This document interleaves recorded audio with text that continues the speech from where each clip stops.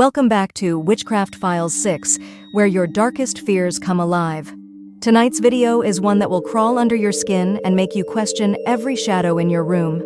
We're diving into a story about a small town, a mysterious broadcast, and an extraterrestrial encounter that will chill you to your core.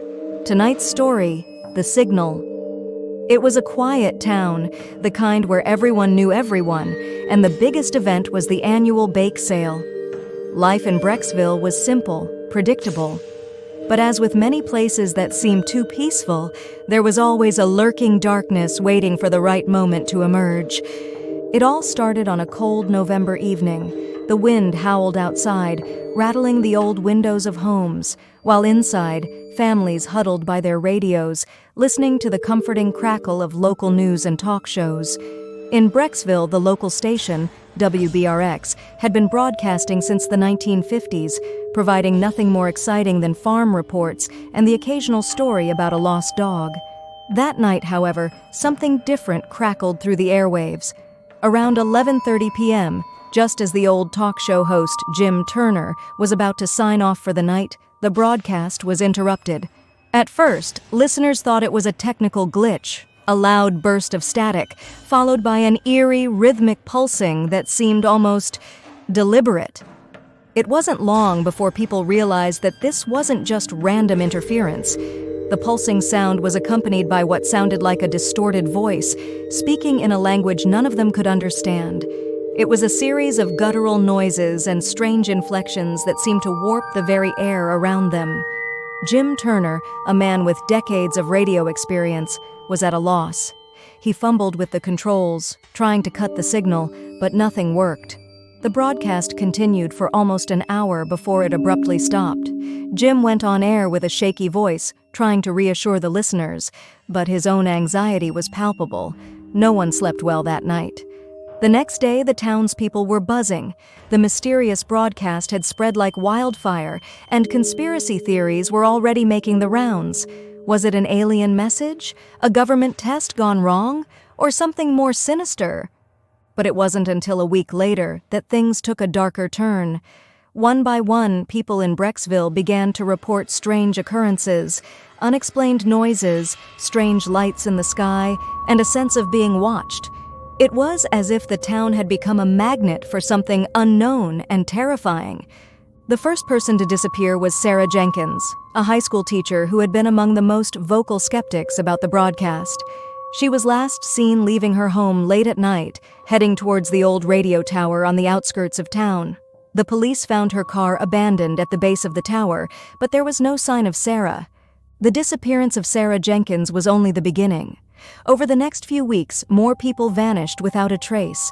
Panic spread through Brecksville like wildfire, and rumors of alien abductions and secret experiments began to circulate. The once tight-knit community was now paralyzed by fear. Desperate for answers, a group of locals decided to investigate the radio tower where Sarah had last been seen. The tower, an old, rusting structure that had long been out of service, stood ominously against the twilight sky. The group, consisting of Sarah's friends and a few brave souls from town, made their way up the tower, hoping to find clues about what had happened. When they reached the top, they found something strange, a series of markings etched into the metal. They looked like symbols or runes, but no one could decipher their meaning. And then they saw it, a strange device attached to the tower, with wires and antennas pointing in various directions. It was unlike anything they had ever seen. One of the group members, Tom Harris, tried to take a closer look at the device when he noticed something that made his blood run cold. The device was emitting a faint, pulsating glow, the same kind of glow that had accompanied the mysterious broadcast. Suddenly, the group was overcome with a feeling of dread, as if they were being watched by something unseen. As they stood there, an eerie hum filled the air, growing louder and more insistent. The sky above them darkened, despite it being only late afternoon. One of the group, a young woman named Emily, looked up and gasped. A massive dark shape was moving silently across the sky, casting an ominous shadow over the landscape.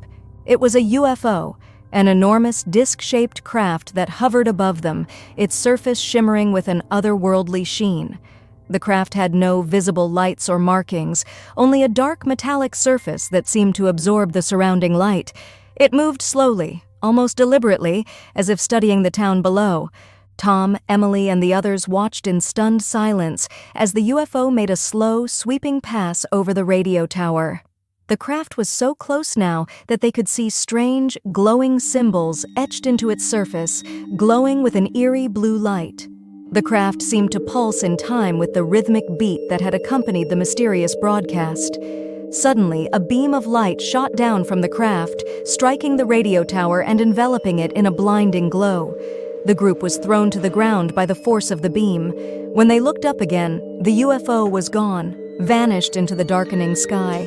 The radio tower had been completely dismantled by the beam, its metal twisted and scorched, its once clear markings now obscured by darkened scorch marks. The group, shaken and disoriented, stumbled back to town, their minds reeling from the encounter. In the following days, more reports of strange phenomena emerged. People claimed to see shadowy figures lurking in the dark, and strange, unexplainable sounds echoed through the town at night. The fear was palpable, and the once lively community had become a ghost town. The town's remaining residents decided to evacuate, fearing for their safety. Brecksville was abandoned within weeks, its streets empty and silent, save for the occasional whisper of the wind.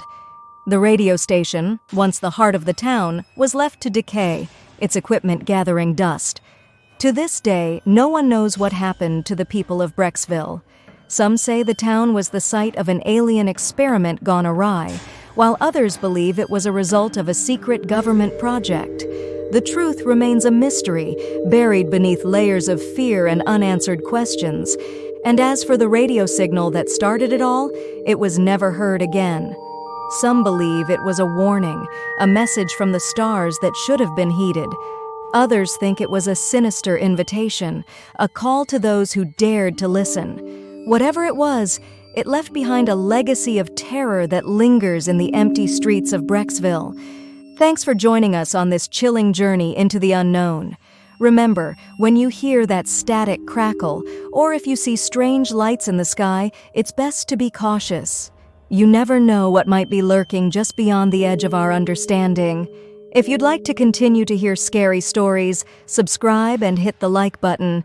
Until next time, keep your lights on and your ears open. This is Witchcraft Files 6, signing off.